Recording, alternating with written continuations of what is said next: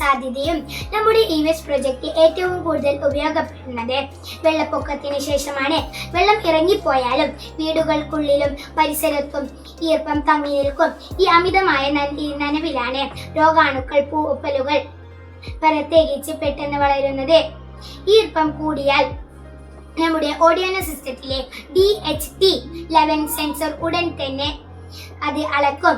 ഈർപ്പം അപകടകരമായ അളവിൽ എത്തിയാൽ സിസ്റ്റം ഉടൻ തന്നെ മഞ്ഞ ലൈറ്റും അതിലും കൂടിയാൽ ചുവപ്പ് ലൈറ്റും മുഴങ്ങുന്ന സൈറണും നൽകും. ഇത് ആരും പറയാതെ തന്നെ ആ സ്ഥലത്തെ രോഗം വരാനുള്ള സാധ്യതയുമുണ്ട്. ഇത് നമുക്ക് മനസ്സിലാക്കി തരും.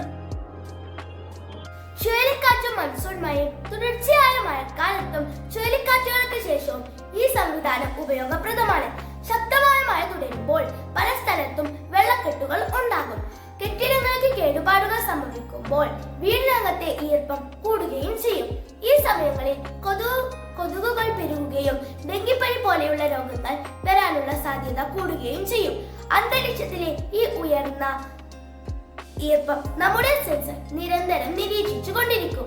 ഈർപ്പം അപകടകരമായ നിലയിൽ തുടർന്നാൽ EVAS ഒരു പ്രത്യേക താളത്തിൽ മുന്നറിയിപ്പ് ശബ്ദം പുറപ്പെടുവിക്കും. ഇത് കൊതുകുവല ഉപയോഗിക്കുക, വെള്ളം കെട്ടി നിൽക്കുന്നത് ഒഴിവാക്കാനും തുടങ്ങിയ മുൻകരുതലുകൾ എടുക്കാൻ നമ്മെ ഓർമ്മിപ്പിക്കും.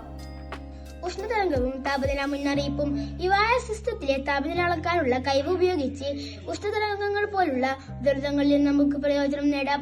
കനത്ത ചൂടുള്ള കാലാവസ്ഥയിൽ ഈർപ്പവും താപനിലയും ഒരുമിച്ച് ഉയർന്നാൽ ഹീറ്റ് സ്ട്രോക്ക് പോലുള്ള ഗുരുതരമായ ആരോഗ്യ പ്രശ്നങ്ങൾക്ക് സാധ്യതയുണ്ട്. സാധാരണ താപനില മുന്നറിയിപ്പ് സംവിധാനങ്ങളിൽ നിന്ന് വ്യത്യസ്തമായ ഈ സിസ്റ്റം താപനിലയെയും ഈർപ്പവും ഒരുമിച്ച് വിശകലനം ചെയ്യും.